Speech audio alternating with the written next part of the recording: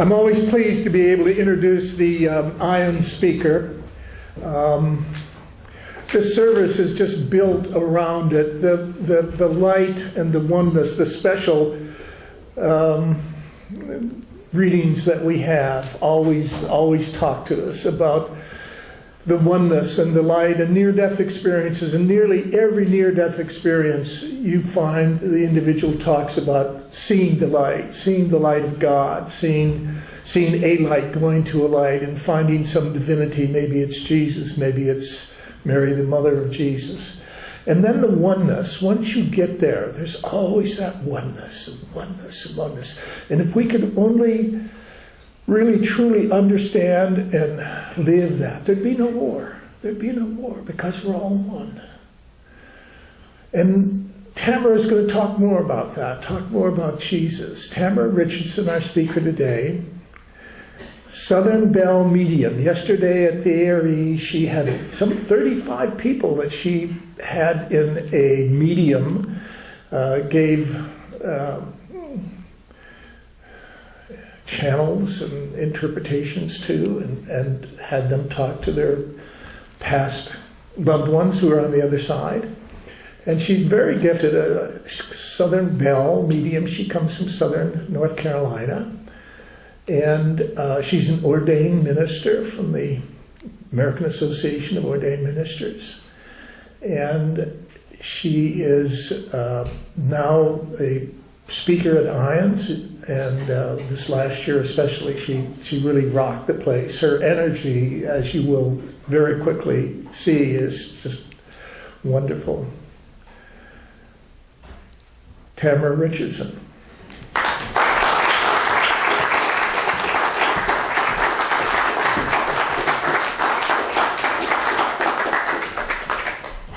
You know, I got to tell you, first of all, thank you so much for having me here, but I'm short, so kind of do bring it down to the 5'2" level here. You know, it's funny, when I was coming to Virginia Beach, I'm from Charlotte, North Carolina, and like you said, I'm Tamara Richardson. I just really wanted to give of myself and make this very nice for Neil's group, and just give of myself, and that's what we're all supposed to do, give of ourselves. But I had no idea, as I'm standing here crying through the service, is awesome, that I would get so much back. So, I mean, I have found my family here, so thank you. I'm really not like but I just love and appreciate you. So with that, this is going to be good, right? So God is good like that. When you don't expect things and you just give it yourself, there's a blessing in there and like a little surprise for you. So I think that when you look at things like that. So what I thought I would do today is just tell you just really briefly a little bit about my near-death experiences. But I'm going to skip to the juicy parts about heaven and Jesus and hanging out with Him. What do you think? Because I can do that here. It was... what is it, Nanette, when she showed me the Jesus picture, I was like, there He is, those eyes. So I want to talk about, actually I've seen Him several times, and He showed up for me. And I expect Him to show up again when it's my time. I said, I'm done, no more of these till I see you again permanently. And we can dance and play, and I'm going to hug Him so much. I'm going to just jump in, leapfrog Him, bear hug Him, kiss Him, embarrass all my relatives over there. So, and then I had, you know, it's funny. I started getting after effects of near-death experiences. I've always, as a child, just quickly talking about the spiritual gifts that come with this. Is there a tissue? I keep crying on myself. I'm just so overjoyed. And this is supposed to be for you, and thank you. I need a couple. I'm smart. Anyway, this is like so embarrassing for the speaker here. I'm supposed to do this to you guys, right? Anyway, whatever. You know, God's got a plan. So my time in heaven, I'll get to that. But as far as the after effects, my first NDE was a prenatal. And I remember, you think, how can that be? I know, that's what I thought too.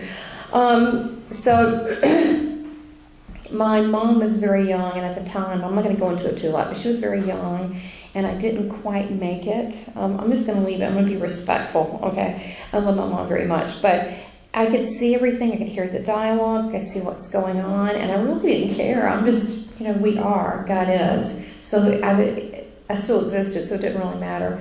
And then so it was prenatal, and then, this is really ridiculous when you have to keep a chart of all your NDEs. This is really, something's wrong with that.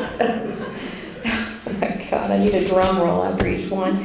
So, anyway, the first one, which always makes people go, ouch, I was playing with my cousins, and I'm going to do it real quick, but then I'm going to go to the really juicy one. Because some of you were not at the speech the other day, and we did talk all about bringing heaven to earth, and that's the plan, okay? That's what he wants from us.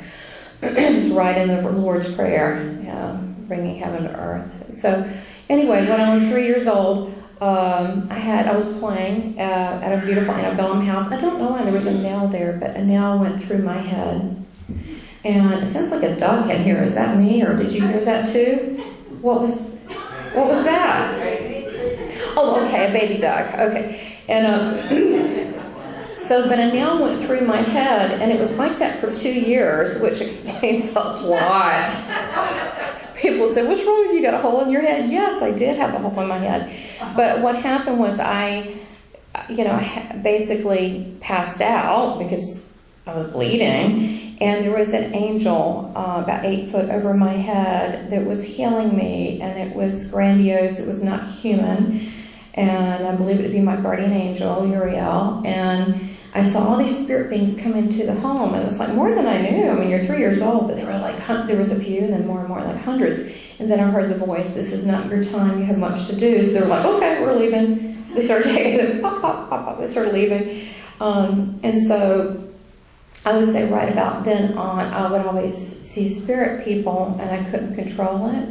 But because I was raised in the Carolinas, I didn't tell anyone because I didn't want them to think I was crazy.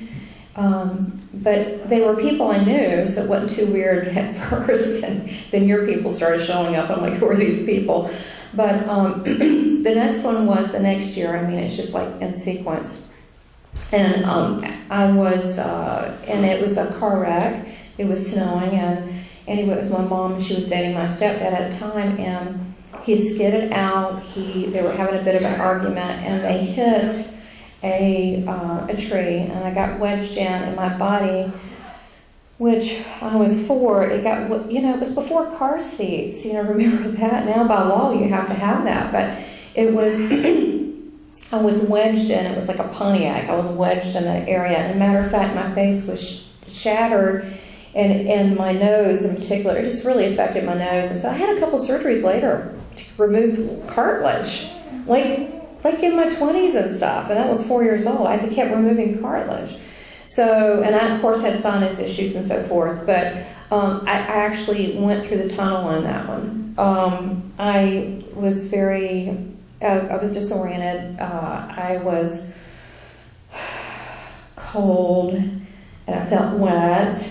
And very frightened, and then it was very dark, and the tunnel, but hallelujah, then Jesus showed up. My cousin says I need a t-shirt that says, and Jesus showed up. And so he came toward me, and he was moving toward me. I saw the hands first, and the sleeves, and then I saw the palms, and then I saw him, and behind him was my relatives, and he told me that I had to go back, and but then I was sold on this place, even though I couldn't see anymore. I saw him. I'm like, wherever you came from, I'd like to follow you. And he said I had to go back. And I said no. And he said, you are and you will. I mean, he was serious.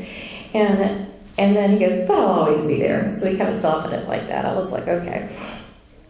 So, and matter of fact, doing that meditation, Jesus is really here. I'm going to tell you. He says, why you love it so much? Because I live in people's hearts. Isn't that awesome? Got a really good message sitting there. Anyway, after that, I'll go, right into my big one And I had a couple others. Let me just skip through that. So I had 5 was my big one, which we'll go through. And look, isn't it ridiculous? Pardon me with these notes, because I just want to keep the sequence correct. And then I had a drowning. I think I was 10 at Myrtle Beach, and some teenage boys were playing volleyball, and I got hung up under them playing in the water, and they didn't know I was down there, and that was another one. In the water, light started opening in the water like another dimension, and I could hear angels, a chorus of angels, and I was thinking, oh crap, because I was like, this isn't great, I'm on a family vacation, but it was like light in the horizon. It was the oddest thing. It was not the water horizon, it was in the water, in the depths of the water. So, and I got pulled out, and next thing I was choking in water, and they resuscitated me. And then the other one when I was 25, and I had a reaction to a medication that I was taking. It was supposed to be I had bad periods or whatever, and it was supposed to be for that, but it really wasn't. My doctor was playing psychiatrist. I had just gotten married. I was 25. And I was like stressed. I didn't know how to cook. I didn't know how to do this marriage thing, and so it was just one pill, and I was shutting down. It's weird. And I had an alarm. I woke up and I went to the living room. I couldn't even talk to my husband. I couldn't form words. It just had a weird reaction on me. And as I went into the living room, I turned on this huge TV. I turned the TV on, and I sat down. Very shortly, I did not know it's a TV. And then I didn't know that I was. And I did not know that I was male or female. But I knew it was, but I didn't know what it was. I knew, and then I got really frightened, which I knew what was next is I wouldn't care. I was like, oh no, this is not good. And then and at that point when I started not caring, they started decoding in the furniture, and the room started, like the movie The Matrix, it just started coming apart. Like, we think this is real, this feels real, but it started all like lines of energy, and I could see all that, and I'm like, this isn't good. I remember having that thought, this can't be good.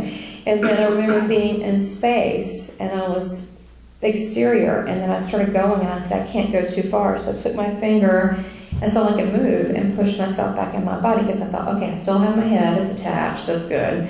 I only took one pill, I didn't do a whole lot. I'm not going this time. And I think it was an exit point if I chose it. And I chose, no, I am not doing this, because look, we're on now. Me and Jesus, we're on. Like, I'm doing this thing. I'm not going back till this is done. I'm going to wear this body out till it looks like a raisin. I did not. I thought, okay, well, I'm committed. I agreed to this, so I'm going to finish the job that I set out to do here, as we all have a life purpose.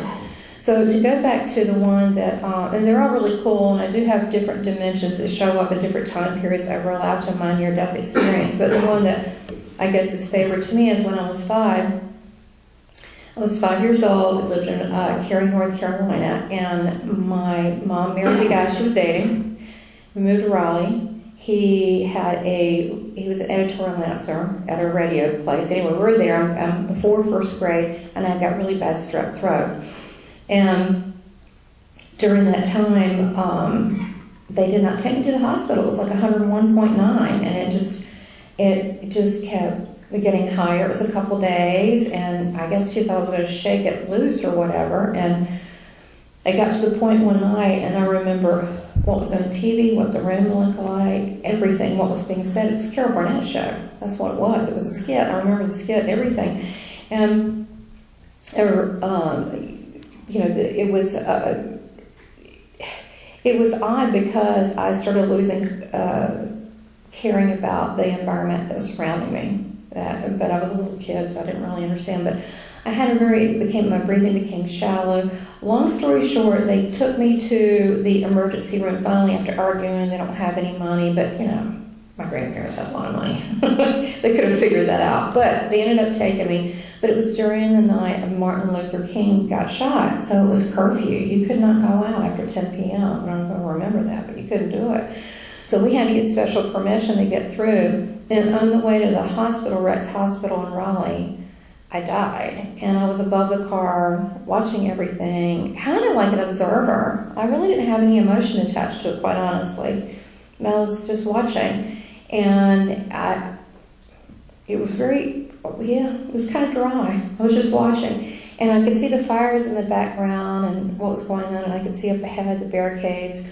And so he said, my daughter, which he was at the time adopted me, said, is very ill, we have to take her to the hospital. So we got special permission, they called ahead, the hospital knew. So when they arrived, all the staff came out to get me. I was already had been dead.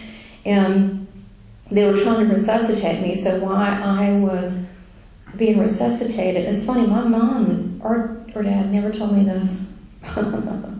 I ran this in a regression. I know, right? They never told me. They said I went to the emergency room because I had a sore throat. Sore throat and being dead of pneumonia on arrival for 12 minutes and being in a deuce come in 3 days and hanging out with Jesus in heaven. It's totally different than going to like an urgent care having a strep throat. You know, parents, funny. So some of you, that seems familiar, you might have had an NDE because, you know, what's a few seconds over in heaven or when you're sick, an altered state, could be, you know, we don't know how long in heaven. It doesn't translate, right? Or at least it could be a spiritually transformative experience. Could be when you have a high fever even. So anyhow, I was zooming through, it kind of grossed me out being in the hospital room looking from above different angles because they were pumping out goop out of my lungs. So I didn't want to see it because it grossed me out. So I went through, and it was so freeing to just go as fast as you can like a bullet. And I would see people and I'd say hey to them along the hall that had just crossed over. And some of them were confused, like, why am I still here? I'm like, oh, hey, let's go, you'll figure it out, bye. And then I saw like a candy machine, a Lance candy machine. I was like, candy, you know, because I am still 5, you know, so I'm thinking candy. And so I would come back and I'd see them working on me, and I would hear the dialogue of what they said. But was really, I was seeing different views within there and hearing that everything that was said in the room, what they were doing, the medical terms. And I'm writing a book, Love from Heaven, My 6 Near-Death Experiences, and the gifts I received in wisdom and learn. And I have all the dialogue and you know, I have all that in there. I want to get to the good, juicy heaven, Jesus part. So anyway, I'm zooming down the hall, and there's different time periods. And I thought this was really cool, so I do want to mention this. There was, I guess it was 1968, they had an elevator there that looked like a modern elevator at the time, and they had a non-modern elevator. It was not there, but it was there. It was like the old-timey golden one where you pull back the accordion and there's an attendant, like from the late 30s. And it was operating, and there were different time periods operating at the same time. So I didn't say this yesterday, I ended up doing some research just a couple months ago. And that hospital, because I said, it looks Catholic to me, even though I was raised toward Presbyterian, I guess, but I just say I'm on Team God, none of it really matter to me, but it looked like that. I found out the history, and that had been there a long time, like 250 years. So, I mean, and the hospital started, they have a history.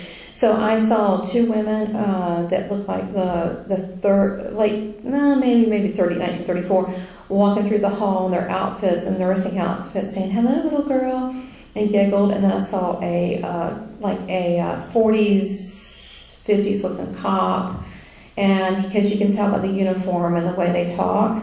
And then I saw a guy that was painting a door, and he was a spirit person. Like, what?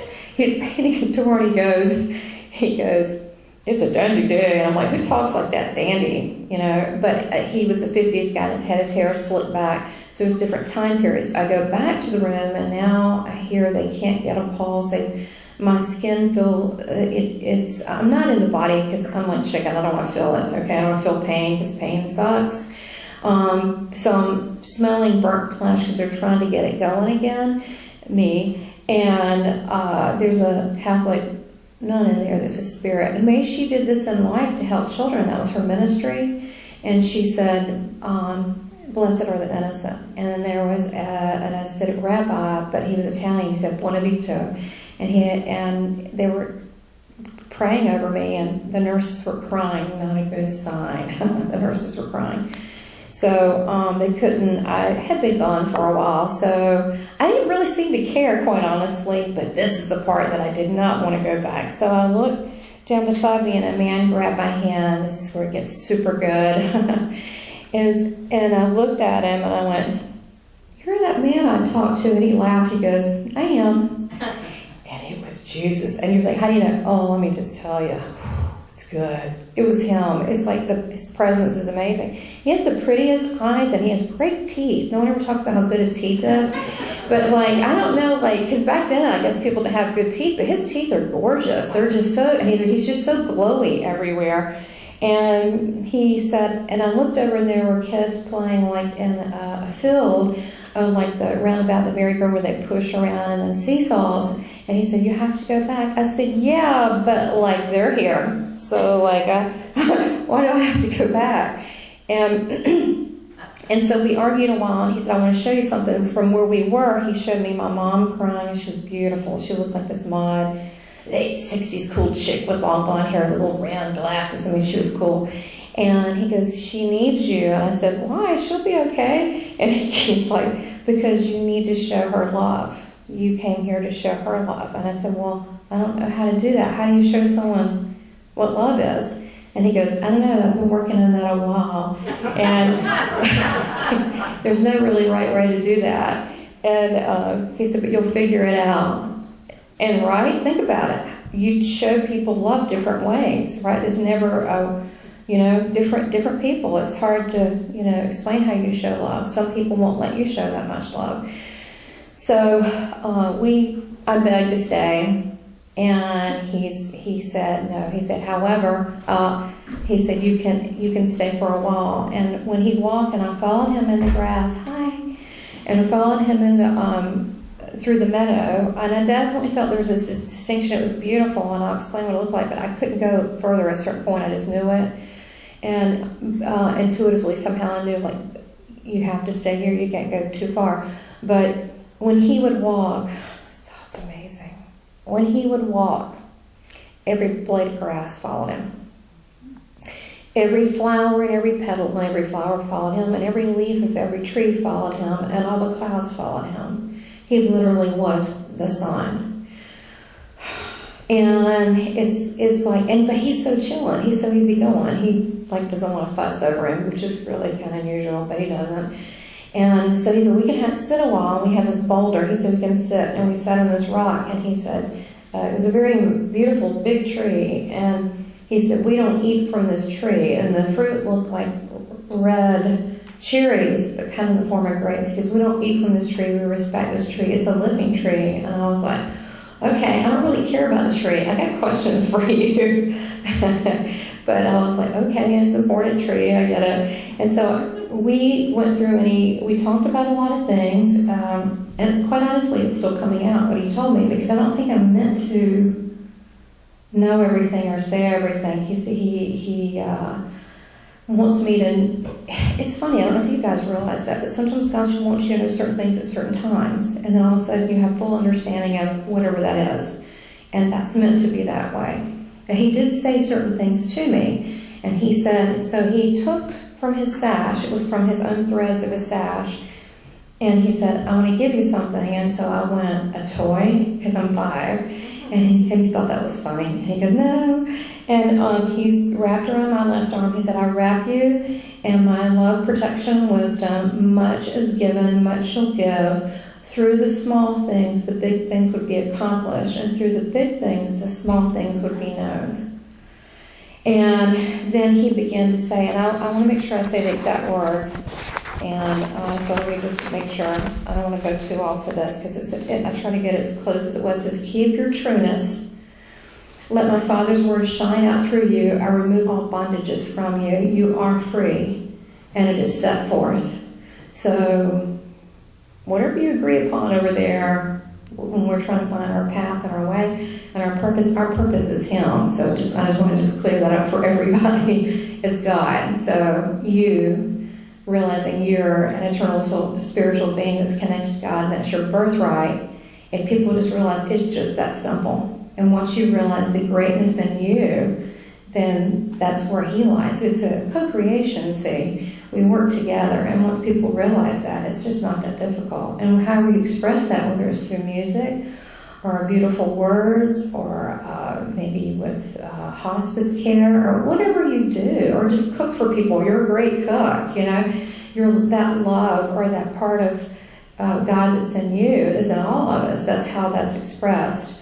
So I wanted to talk about one of the things that I learned from heaven, and I talked about it yesterday, but I wanted to not forget this, because I really put a lot of thought into what I felt I learned from heaven. And yes, I did have to go back. He said I had to go back, just to wrap that deal up. I was there, it was 3 days in a coma, and I spent a long time with him. Oh, he said a lot of stuff. I'll tell you one other thing. He said, I didn't say this yesterday, so I'll add a nugget in there. Okay, so he said things are created here by thought. He said you do it on earth too, by thought. So if you want the air conditioning money for whatever, you just put it out there and go, by intention, it's done. And what happens is by thought, you create it, and then your reality is created, and eventually it takes physical form in this world. He said, but in heaven, it's instant. And I said, really? Like, can you show me how that works? And he goes, yeah, let's go fishing. And I went, okay. So boom, there's a lake, okay? So we're in the boat, and I'm like, how's this fishing thing going to work? Because you're not really supposed to hurt animals, right, in heaven. So we're in the boat, and he puts his hand down, and he has like this little pretty little fish come swimming up to him, and he scoops it out, and he looks at him, and he said, see? And he puts it back down. He goes, that's how we fish here. He's got a great sense of humor. He's wonderful. And so, but I did have to go back. And when I did go back, I actually stayed as a spirit form and helped people in the hospital. And I would talk to them. And they were, you know, and I was cheating. I would not get back in my body because it didn't look so good. I didn't want it to hurt. So I had a doctor that was a spirit person. Dr. Tippin said I had to go back. I didn't. But then Jesus finally had to show up. And he said that I had to go back. He said, I've prepared your body. It will hurt no more. And then I had no choice. I was back. So what I learned a lot of things from heaven, but I learned to embrace life and to laugh, dance, move your body, connect your soul with your body, partake in this journey. It's your birthright to have joy and make yourself happy. They want us to be happy. They're very upset, our spirit family, and I call it Team Heaven, you know, the angels and all this thing. And there's a lot going on over there, okay? It's a big operation. I always say heaven's a big operation. There's a lot going on, okay? They're collective consciousness. So they're all in alignment. They're very upset when we're miserable. They don't like that because they see us as our foot soldiers and they see us as ascended masters too. They don't see us separated. I also want to give myself more to others, especially those hurting or in need. And I'm willing to put myself out there and feeling awkward and vulnerable to do that because Jesus kind of told me to get over myself, and so I listen.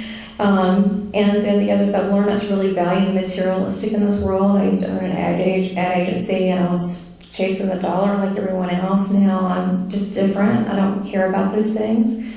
Finally, I realized that I'm an eternal spiritual being without boundaries, and that it's really about joy, humor, messages from, memories from family and creating memories, and it's really about the love given and the love shared. One quick thing, and I am done. But this is important. And I have a longer version that I'll email you that Jesus said. But this is a little baby short version. And it's funny, in my book I was writing it, and all these famous authors and engineers and all this. And I was like, I could get it forward by them. And then Jesus started talking to me. I'm like, all right, you're kind of like bigger than them. All right, I'll take that down. So this is Jesus wrote my foreword to my book. So here it goes. I love him. For it is not heaven or earth that divides us, but our intolerances we have against and of each other. For love is always tolerant, kind, and looks for the greater outcome for all concerned. And after all is said and done, love is Life is everlasting. God is, you are, and I am. We are all connected to something greater than just ourselves. It's not just about you. Life is more than segments of a particular moments in time, but combined simultaneous actions occurring without time and limits to work for the greater good of God's will. For His will is always perfect. He has a silver tongue, that Jesus. He says so much in so little words. And then, as my angels always tell me, all is good, all will be as it shall be, which is saying it's all going to work out. You know, God's got a plan. And even when we run through strife and struggles, maybe that's what we need because we're hard-headed. I know. Did that suck? So I just finally go, tell me the lesson. I don't want to go through this, you know. Apparently I'm hard-headed, 6 MDE, so I'm done. So I'm a very slow learner, apparently. But anyhow, thank you. God bless you all for being here. Whatever, if there's any doubts, don't have it, because I always tell people, God loves you so much. He put you each here today, not just in this room, but in this world, in life today, right now, and because He believes in you and loves you. So why in the world would you have a doubt about yourself? Shame on you. God loves you that much, so accept the love and accept that greatness of God within you. You know, you can still have humility. You don't need to go around and shout it out, but you need to accept that love from God, because we are stewards of the Most High, and therefore should you not hold your head up high. Oh yeah, I'm sweet, but I don't take crap when it comes to God. I'm like, no, I'm on a mission. No, I don't put up with nonsense. So anyway, God bless you, and it's a blessing for me to be here. I don't want to cry again, but thank you. And thank you. The hounds are angels. I love them both.